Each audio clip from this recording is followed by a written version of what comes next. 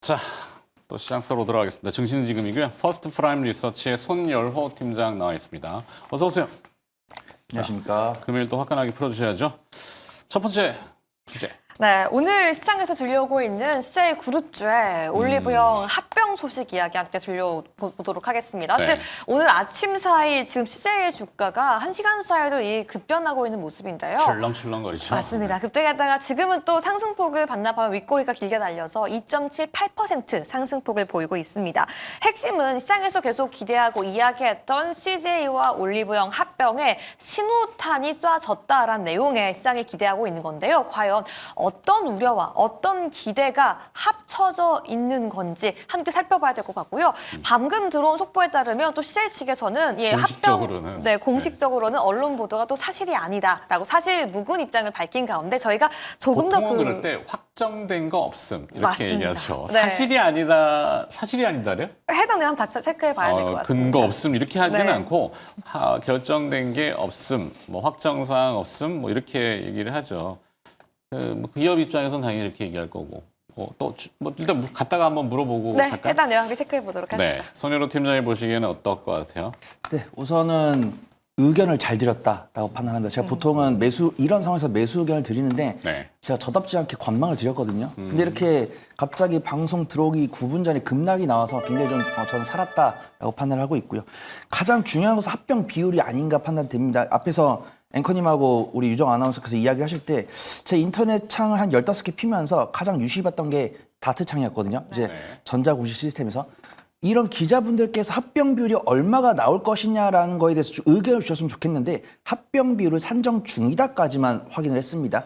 그럼 제가 제 나름대로 이제 합병 비율을 계산을 해야 되는데 저는 합병 비율을 보통은 이제 실적이나 시가총액 이런 식으로 좀 하는 편이고 다른 분들은 이제 PBR로도 이제 합병 비율을 산정을 하시더라고요. 근데 제가 다트상에서 봤을 때는 이 짧은 시간에 PBR을 계산할 수가 없어가지고 그냥 자본만 봤을 때는 이 재무제표에 보면 CJ에 들어오면은 계열사가 50개가 넘습니다.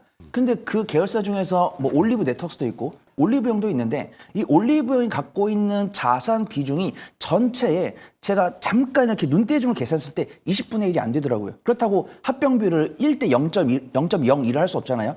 그 올리브영 주식 뭐 50주를 뭐 CJ 한 주로 바꿔준다든가 이런 건 없고 우리가 보통 과거에 뭐 합병하거나 이런 거 보면 뭐 1대 0.3, 1대 0.4 이런 식으로 됐었는데 만약에 실적 기준으로 그다음에 이 기업이 갖고 있는 언론에서 말한 가치로는 그 정도 나올 수 있다라고 판단합니다. 그래서 지금 보면 CJ가 작년 이제 매출이 43조인데 분기 매출은 11조 정도고 그다음에 올리브영이 이번에 2분기 실적이 2조가 나왔습니다. 그러면은 시가총액 기준으로 했을 때는 1대 0.2라는 것이죠. 근데 저 역시도 최근에 뭐 두산 로보틱스라든가 아니면 뭐 파마리서치라든가 이런 종목들 봤어요. 그다음에 이번에 H현대 그룹주 봤을 때 1대 0.2 입장이면은 내가 대주주면은 승인 안 해줄 것 같습니다. 이득이 없거든요. 적어도 시간을 끌면서 1대 0.4 이상 1대 0.4 이상이 용인이 된 시장 분위기가 왔을 때 합병할 것 같아요. 그래서 자기들이 갖고 있는 CJ 올리브영 주가로 이제 수익이 날 테니까. 그 다음에 이제 또 작년 연말에 나온 거로는 뭐 CJ 올리브영의 가치가 6조에서 7조 정도다.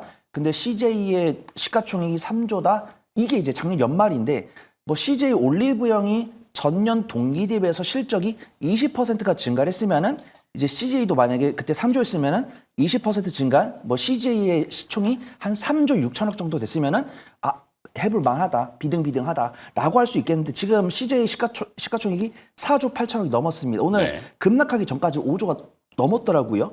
그 다음에 이제 또 다른 뉴스 보면은 이지연 회장이 또 승계 이야기 이렇게 정권이 바뀐 다음에 더 센 상법 개정안 뉴스가 나올 걸 알고 이제 뭐 어떤 다른 기업들은 자사주로 이제 교환사채 발행 뉴스도 있더라고요. 상법 개정 통과되기 전에 갑자기. 그래서 이제 CJ도 이런 더 강한 상법 개정 뉴스가 나오기 전에 조금 승계 구조를 하려는 것이 아닌가 그렇게 판단되고 있고요.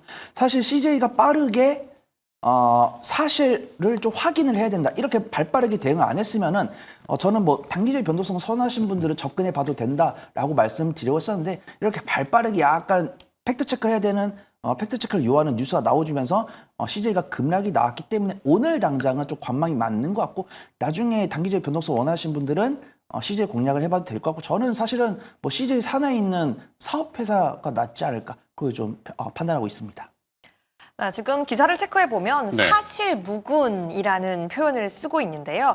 일단 처음 이 내용을 보도한 매체에 따르면 합병 절차에 본격 돌입했고 그걸 위해서 이 회계 기업에 문의를 해서 추석 전후에는 결과가 나올 거라고 했는데 네. CJ 측에서는 회계 법인과 정식적으로 만나거나 논의한 사실조차 없다라고 부정을 했습니다. 네. 앵커님 보통 이렇게 경력이 많으시다 보니까 네. 이렇게 기업들의 합병이나 관련 이슈가 나왔을 때 사실무근이라는 단어는 어떤 걸 뜻하나요? 뭔가 들켰을 때? 네. 내용은 모르죠, 저도. 네. 근데 합병이 나쁘지 않을 텐데. 그쵸. 근데 아까 이제 예를 들면은 뭐 올리브영은 이제 비상장이고 CJ는 상장이고 상장 기업 주식을 가지고 있는 주주 입장에서 나쁠 것 같아요? 사실 올리브영의 매출이 굉장히 좋다 보니까 알짜배기잖아요. 네, 알짜배기죠. 그런데 이제 대주주들, 회장님과 함께 이 CJ를 이어받아야 하는 사장님의 입장에서는, 이손 사장의 입장에서는 올리브영의 주주를 가지고서 주주들이 가지고 있는 CJ 종목과 함께 바꿔먹기를 해야 하는 이 싸움을 시작하고 눈치 게임을 해야 될 텐데 누가 얼마나 더 가져갈까야에 따라서 또 상황이 조금은 바뀔 수 있다고도 생각합니다. 이게 지분이 CJ가 올리브영의 지분 100%를 가지고 있는 형태인가? 51%라고 합니다. 51%? 네. 51%? 그러면은 분리해서, 그러니까 자회사, 손자회사인가? 51%면 자회사라고 쳤을 때 연결로 그냥 이익만 가져가는 지주사의 CJ가 될 거냐? 아니면 사업을 붙여서 사업형 지주사가 될 거냐? 사업형 지주사가 나쁘지는 않을 것 같은데, CJ 주주 입장이라면은. 네. 근데 주가는 왜 이렇게 부정적으로 되는지. 그러니까 합병을 하기로 해서 기대감에 올랐다가 아니래. 그러니까 일단 던지고 봐 이런 건데 네. 제가 봤을 때 나쁘지 않은 그런가요? 느낌은 그래요. 물론 구체적인 합병 비율 CJ 주주 입장에서 보면 올리브영을 너무 비싸게 주고 산다는 느낌이라든지 막 이렇게 뭐 논란이 많으면 또 그럴 수 있지만 근데 올리브영 자체가 지금은 현재는 뭐 대세 아니야 플랫폼으로 맞습니다. 화장품 얘기할 때도 그렇고 뭐 다 올영 그러잖아요. 그죠? 저도 이번 주에 다녀왔습니다. 네, 저는 가지는 않지만 하여튼 뭐 많이들 쓰시니까 나쁘지 않은데 뭐 어떻게 나중에 시간 좀만 더 주시면은 제가 이 전자공시 시스템 다운 받아가지고 네. 엑셀에 넣어가지고 총 자산 중에서 CJ 올리브영이 얼마나 차지하는지 그걸 좀 계산을 하고 싶은데 일단 그걸 계산하면 너무 불리한 것 같아요. 네. 뭐 총 자산이 100억이면은 제가 눈대주고 봤을 때 2억이 안 되기 때문에 뭐 앞에서 말씀드린 것처럼 누가 1대 0.02로 합병하는 그런 건 없다라고 판단되고 있고 저도 놀랐습니다. 이제 제가 말씀드린 동안 유정 아나운서께서 팩트 체크 하신다고 하셔가지고 보통 우리가 검토 중이다라는 이야기는 많이 들었는데 네. 사실무근 이런 것들은 정말 CJ 입장에서 이게 정말 지금 당장 공개돼서는 안 된다라고 생각을 했던 것 같아요. 그다음에 이제 또 이재명 대통령께서 워낙 그 경영인 분들 많이 만나시다 보니까 이제 경영인들 입장에서는 이 고단은 어떻게 할 것인가 이제 역지사지라고 하죠. 제가 만약에 경영인 입장이었으면은 정부에서 해달라고 하는 거를 마냥 거절은 못 하겠는데 좀 이렇게 효율적으로 주고 싶은 그런 생각이 들 겁니다. 그래서 우리가 이게 나쁜 일인 건 알겠지만 승계할 상황이 오면은 주가를 누르려고 하지 올리려고 하지 않습니다. 근데 정부 입장에서는 떳떳하게 승계하고 싶으시면은 상속세 내시고 승계하세요. 이렇게 하면서 더더욱더 상법 개정을 세게 내놓으려고 하니까 이제 경영인들이 이제 식은땀 흘리면서 어떻게 할까? 그래서 지금도 경영기획실에서 이야기만 하고 있을 뿐인데 그게 새나 같고 그냥 검토 중이라고 했을 때는 CJ가 이제 좀 공개를 해야 되는 상황인가 이렇게 나올 텐데 사실무근이다 했을 때는 화들짝 놀랐다라고 판단하고 있고 그래서 제가 이제 그러니까 보도 내용이 네. 뭐 정확히 제가 보도를 못 읽어봤지만 맞지 않고 그건 아니고요. 사실은 뭐 다른 이렇게 뭐 합병 절차를 할 수도 있는 거고 네. 그거는 너무 민감하게 우리가 저거는 뭐 기다 아니다라고 선 그을 필요는 없는 것 같아요. 그들의 뭐 생각이니까. 그래서 일단 저 역시도 합병 비율은 1대 0.3, 만약 실적 기준으로 했을 때 1대 0.3, 뭐 1대 0.4 정도 될 건데 투자분들께서는 이건 좀 비싸다라고 판단하신 것 같고 또 뉴스에서 그렇게 또 좀 약간 잡아떼는 뉴스로 나오다 보니까 급락이 나왔는데 지금 뭐 급락하고 나서 기적 반등 나오고 아직 가속상으로 9시 58분에 외국인과 기관의 쌍끌 순매수 확인되지만 굳이 뭐 단기 트레이딩 잘하시는 분들 말고는 뭐 다른 종목들 많아 보인다. 그렇게 판단해 보도록 하겠습니다. 아니 저는 괜찮아 보인다니까. 분할보다는 합병이 나아 차라리 지금. 저도 앵커님의 말씀처럼 올리브영이 지금 정말 잘하고 있기 때문에 시장 입장에서도 환영인데 그렇죠. 또 지금 할까 안 할까를 얘기하면 지금 현 시점에서는 사실 무근이라는 보도가 나오긴 했지만 이선호 실장의 입장에서 합병을 해야만 합니다. 왜냐하면 CJ의 지분을 3.2%밖에 안 가지고 경영승계. 있는데 맞습니다. 이선호 실장이 가지고 있는 올리브영의 지분이 11.04%라서 네. 사실상은 본인이 지배를 하기 위해서는 합병을 할 수밖에 없어서 오늘은 사실 무근이다라고 이야기하더라도 앞으로는 계속 불거지고 여러 번 나올 수밖에 없는 이슈라고 생각하거든요. 맞습니다. 그러면 결국은 할 거고 결국은 호재라면 오래 눌렸을 때 계속 모아놔야지 되는 전략이 아닌가라는 생각이 듭니다. 그래요. 지주사 CJ를 지금 다뤄봤는데 사실 우리 전에 요 바로 전에 네. 오프닝에 CJ E&M을 맞습니다. 얘기해서 뭐 하여튼 저는 부정적으로 보진 않습니다. 그렇게 하고 뭐 일단 손일호 팀장은 관망? 네, 우선은 관망이다라고 판단하고 있고 이제 단기적인 변동성 선호하신 분들은 공략 가능해 보인다. 오케이. 그렇게 정리하도록 하겠습니다. 네, 두 번째 기업 이슈로 가보죠. 어떤 기업이죠? 네, 두 번째로는요. 저희가 함께 오늘 또 앞으로 더 상승할 수 있는 유망 종목도 함께 알아보도록 하겠습니다. 네. 바로 현대차에 대해서 함께 집중해보고 현대차. 싶은데요. 오늘 현대차가 소폭 또 쉬어가고 있는 모습입니다. 0.56% 하락하고 있는데요. 하지만 현대차와 기아에 대해서 8월에도 미국 판매 최대 실적을 친환경차가 이끌었다라는 보도가 들려오기도 했고요. 앞으로 이벤트도 남아 있습니다. 오늘이 9월 5일 금요일인데요. 9월 18일 기준 뉴욕에서 CEO 인베스터 데이까지 함께 열릴 계획입니다. 자동차로 인해서 조금 재미없다라고 시장은 평가했을지라도 현대차 그룹 자체가 최근에는 로봇에 굉장히 힘을 쏟는 모습까지 나타나고 있거든요. 자동차와 친환경차, 로봇까지 저희가 가치를 분석했을 때 현대차의 앞으로 주가는 어떻게 예측해 봐야 될지 함께 알아보도록 하시죠. 네. 참 현대차 어려워요. 일단은 미국의 관세를 맞았는데도 불구하고 수출 데이터는 미국 향으로는 뭐 최고치? 네. 그게 뭐 관세 이전에 미리 선급적으로 밀어내기가 됐던 현지에서는 또 끌어오기가 됐던 당겨오기? 뭐라고 하죠? 매출을 먼저 이제 일으키는 거죠. 네. 관세 맞기 전에 빨리 밀어내 이렇게 해서 그래서 하이를 찍은 건지는 모르겠는데 일단 수출은 잘 됐고 현대차의 지금 가장 큰 복병이라고 한다면은 노조의 파업이죠. 이게 노란봉투법하고 연계 지어서 귀족 노조 얘기를 과거에도 많이 꺼냈는데 그동안 이제 무분규로 임금 임단협에서 좀 잘 진행하다가 도출된 것 같아요. 그게 이제 외국인 투자자들 시선에서 보면은 상당히 좀 부정적이긴 해요. 그래서 이제 현지화로 미국으로 지금 가려는데 미국으로 또 몰입을 하자니 이것도 리스크가 있고 맞습니다. 그렇다고 중간에 어디 태평양에다 지을 수도 없고 이게 애매하단 말이죠. 자, 현대차를 보시는 입장에서는 네, 우선 저는 매수 의견을 드렸고요. 이제 앵커님께서 우려하시는 부분에 대해서 동의를 합니다. 그래서 이 현대차를 둘러싸고 있는 게 어떤 인베스터 데이에 대한 기대감도 있고 이렇게 관세가 25% 부과된 다음에 일본처럼 15% 낮춰졌는데 그 15%로 반영이 안 됐습니다. 그러면은 이런 상황에서 꾸준하게 지속됐을 때는 현대차 실적은 훼손이 될 수밖에 없다라고 판단하고 있고 지금도 현대차의 분기 실적 추이를 보면 작년 하반기랑 올해 1분기 정말 괜찮았고 2분기부터 살짝 지지부진한 모습입니다. 그때는 환율이 1,400 거의 중후반대가 넘었었는데 지금 또 1,300원대이기 때문에 그 영향도 있다라고 판단하고 있고요. 수출 대수나 판매 금액은 전년 동기 대비해서 12%가량 증가를 했다고 하지만 저도 앵커님 말씀대로 이 관세 부과에 따라서 미리 좀 현대차를 구매하려는 분들의 움직임이 아닌가 그렇게 판단됩니다. 그다음 저 역시도 가장 유심히 봤던 게 노조 파업 뉴스였어요. 7년 만에 현대차 관련 노조들이 활동을 이제 분규를 진행을 했다. 이런 뉴스가 나왔습니다. 그래서 저 같은 경우도 투자자 입장에서 현대차에서 이런 노조 이야기가 나오면은 외국인 투자가들이 부정적으로 볼 거다라고 생각을 하고 있어요. 근데 안타깝게도 수급 동향 보면은 개인 투자분들이 많이 팔았습니다. 개인 투자분들이 매도를 하고 있고 외국인 투자가들이 그 물량을 받아줬어요. 어제 오늘 같은 경우는 기관이 매도를 하고 있는데 외국인이 지금 3개월 연속 순매수하고 있고 오늘이 금요일이니까 9월 3일 수요일이죠. 수요일 날 개인 투자분들께서 굉장히 매도를 많이 하셨는데 그 물량을 외국인이 받았고 현대차는 저는 단기 관점으로 접근하는 타입은 아닙니다. 일단은 주가가 굉장히 지지부진하게 횡보를 하고 있는데 개인 투자분들이 매도를 하고 있기 때문에 긍정입니다. 근데 내가 현대차를 지금 사가지고 다음 주 10% 수익 가져가고 싶다? 이건 아니라는 겁니다. 오늘 사가지고 다음 주 10% 가져갈 수 있는 종목들은 많아요. 근데 현대차에 대해서 매수 의견을 많아요? 드리는 거는 많습니다. 네, 많군요. 뭐 로봇이라든가 좀 뭐 주고 제약바이오. 가보세요, 오늘 좀 드리고 갈까요? 있어요 타픽이? 예. 탑픽 있습니다. 알겠습니다. 그래서 현대차 같은 경우는 제가 알테오젠처럼 아니면 금융주처럼 매수를 하시되 나의 평가 손실을 마이너스 5% 이내로만 이제 제한을 하시면 무조건 수익을 가져갈 수 있다라고 판단되고 있고요.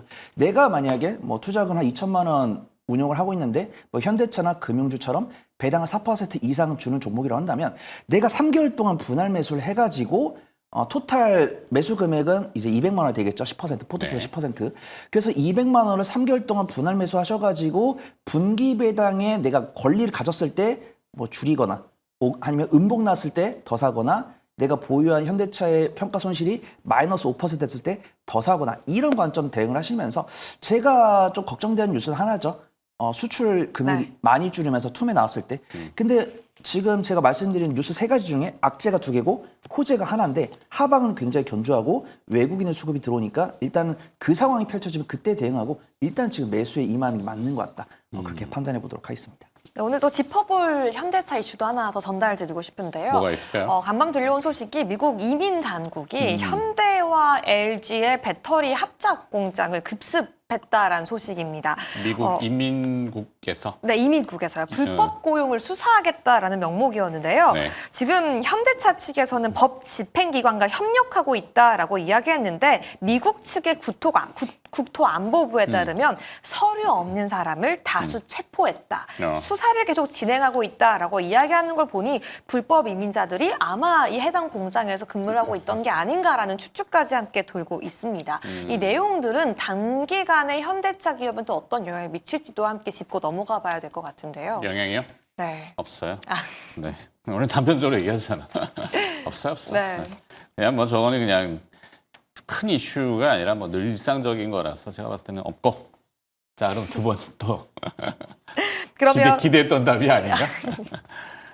네, 그래서 현대차 내용까지 함께 체크해 봤는데 결국 9월 IRA 폐지를 앞두고서 단기적으로 판매 급증이 한 번 더 몰릴 가능성이 있는 것 같아요. 그리고 현대차라는 기업 자체가 주가에 큰 매수할 때 가격 부담은 지금 있는 상태가 아니라서 매수까지는 가능하게 접근해 볼 수 있는 기업이 아닌가라는 생각이 들거든요. 하지만 많은 분들이 나는 그냥 안정적으로 매수하고 싶냐 아니면 대세 상승기에 접어드는 그런 섹터에서 종목을 매수하고 싶으냐의 그 성향에 따라서는 판단이 좀 갈릴 수 있다는 생각이 듭니다. 네.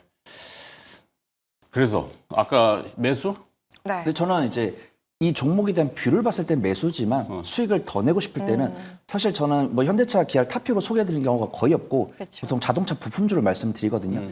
근데 자동차 부품주도 현대차랑 기아랑 대동상이한 모습입니다. 그래서 외국인과 기관이 가랑비에 옷 젖듯이 매수를 하다가 어떤 호재가 나올 때 툭 던지더라고요. 근데 열받죠. 왜냐하면 자동차 부품주들 PBR이 0.6이 안 되는데 뭐 나라에서는 상법 개정하겠다는데 왜 자동차 부품주들은 왜 이렇게 비효율적이지? 저는 개인적으로 그렇게 생각을 하지만 뭐 하고 안 하고는 그들의 자유니까 그다음에 그거에 대해 수능을 해야 되는 게 맞다라고 판단되고 있고 나는 한 2주 수익 관점으로 매수했다가 호재 나왔을 때 발빠르게 빠져나갈 수 있다. 이러신 분들에게는 권해드리지만 저는 그래도 좀 이미 시세가 왔다 갔다 변동성 나오면서 그 시세 괴리를 먹는 그런 매매를 하고 싶다라고 하신 분들은 뭐 제가 준비한 킥 종목 보셔도 좋을 것 같습니다. 결국에는 자기 공모. 네, 오히려 그 종목이 더 궁금해지는 것 같습니다. 그래요. 뭐 네. 현대차 빼놓고 사실 저도 매수는 동의하는 네. 편이지만 시기적으로는 좀 기다려 보자. 이 정도 뭐 그냥 저의 의견이고.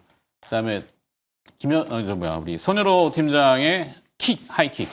네, 오늘 저는 솔트룩스 보려고 합니다. 그래서 솔트룩스? 네, AI 소프트웨어 기업이고 저는 이제 그 유엔 총회 모멘텀이 소멸됐다라고 보고 있는데 그 유엔 총회에서 유엔 총회 모멘텀이 뭐야? 이재명 대통령이 네, 그래서 이제 기조 앞에 연설에서 주어를 다 빼먹으면은 희한한 말이 된다니까. 유엔 총회 안보리의 기조 연설에서 AI 관련 발언을 이제 한다라는 이야기 나는데 구체적인 내용은 안 나왔더라고요. 예정인데 네, 근데 이제 AI 이슈로 솔트룩스가 그래서 지금 낙폭도 크고 해서 네, 우선 이제 기적 반등이 나오고 있고 AI 소프트웨어 중에서 오늘 솔트룩스가 제일 강한 것 같습니다. 그래서 뭐 예를 들어서 뭐 두 달 동안 줄이 빠졌네. 네, 뭐 코란 테크놀로지 이런 종목들도 있지만 일단 솔트룩스가 매출액은 점진적으로 좀 증가하는 모습인데 최근에 두 가지 뉴스가 나왔습니다. 그래서 솔트룩스라고 검색을 해보시면은 이제 솔트룩스에서 만들고 있는 AI 솔루션이 정부 국책 과제도 이제 수령을 했고 그다음에 미국의 법인에서 에이전트 서비스 구버를 출시를 했는데 3개월 만에 이용객이 100만 명이 넘었다라는 뉴스가 나왔습니다. 그래서 솔트룩스가 영업 이익 상태였으면 좋았을 텐데 적자인 것은 인정을 해야 되고, 근데 이런 이용자가 증가했을 때는 매출 증가로 다가올 수 있다라고 판단하고 있고요. 제가 어차피 중장기로 소개를 드리는 거 아니고 단기 관점 소개를 드리는 거니까 기술적 분석 좀 진행을 해보시면 좋을 것 같습니다. 일단 두터운 매물대가 이제 32,000대에 위치하고 있는데 여기서 지금 이틀 연속 양봉 나오고 있습니다. 어제 외국인과 기관의 쌍끌이 순매수에 들어왔고 오늘 개장 초반에 외국인 순매도 나오다가 순매수로 전환된 모습이고 좀 주가 탄력이 붙고 있는 것 같아요. 분봉상으로 봤을 때도 지금 21선 따라서 우상기조 나와줄 수 있으니까 분할 매수하신 다음에 한 2박 3일 정도 지켜보시면 좋지 않을까 판단해 보도록 하겠습니다. 2박 3일 캠핑이에요. 다음 주 화요일 오후까지 보시면 좋을 것 같습니다. 뭐 구체적으로 시안도 뭐 자신 있죠. 그런 건 좋은데 자 아무 생각이 없어요. 솔트룩스 사시겠습니까?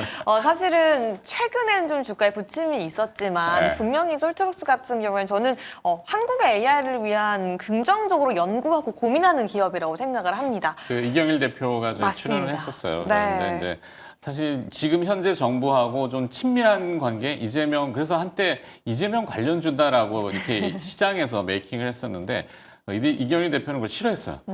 우리는 그냥 본업 실력으로 보여주는 게 좋지 무슨 테마나 이런 걸로 엮이는 거는 그렇게 좋아하진 않는다라고 하셨던 부분이 생각나네요. 네. 그러니까 본업을 열심히 하고 있어서 잘 될 거라고 믿고 그렇게 생각합니다. 지켜보겠습니다. 솔트룩스까지 들었습니다. 자, 퍼스트 프라임 리서치 손열호 팀장과 함께했습니다. 고맙습니다.